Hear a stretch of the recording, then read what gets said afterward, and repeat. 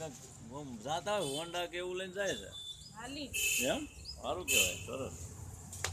અમારે જૈનમાં હોય ને એ હાલીને જ જાય ને આવે ને હા આ કેમ તો સવારની યાદ જ ગઈ હતી બોલાવી હતી થોડાક દી મોડવા ના જાય ને એટલે કે તમને એ આવો ને એક બેસી જાઓ ગુરુ તો વ્યાજ ગયા બેની જે જે આયો ગયા બાપુને દે હજાર પસંદ આપી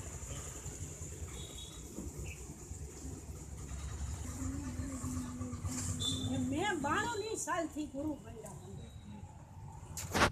3-4 વર્ષ હવે ભેગા પછી કે ગુરુ એ કે બધા ગુરુ કહેવાય ગુરુ એક દી ઓચિંતી કે હું આજ ગુરુ છું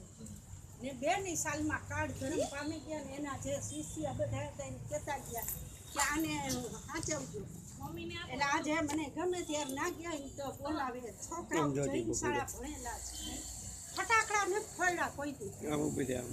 ફટાકડાની બાધા રાખે ને જૈનમાં ફટાકડા નથી ફોડ્યા નાનપણથી સત્ય બોલવાનું આજ લાખ રૂપિયા નથી પણ લાખોના સંસ્કાર છે એમના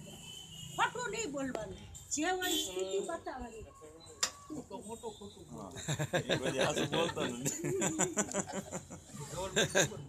એવું લાગે ત્યાં બોલવું પડે બાપુ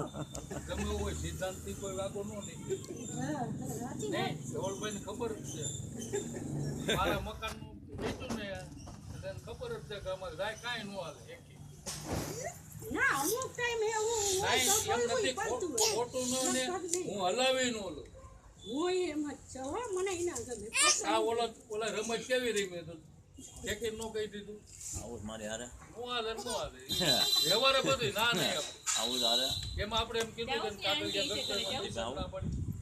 એમ કે બનાવવું તારા પાસે આવું અને બસ સત્યની તાકાત હતી બધી. આજ નહીં તો ખાલી ભૂલ રહેશે. ખબર પડે ને વાંધો નહીં. પછી આપણો કોઈ તારા. ભરોસો નહીં કરે. તારા સમજણ પડી જાય કે ખોટી વાત હોય તો દિયો બાપુ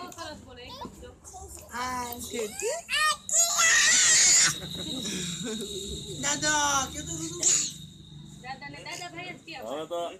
હાલો નીકળે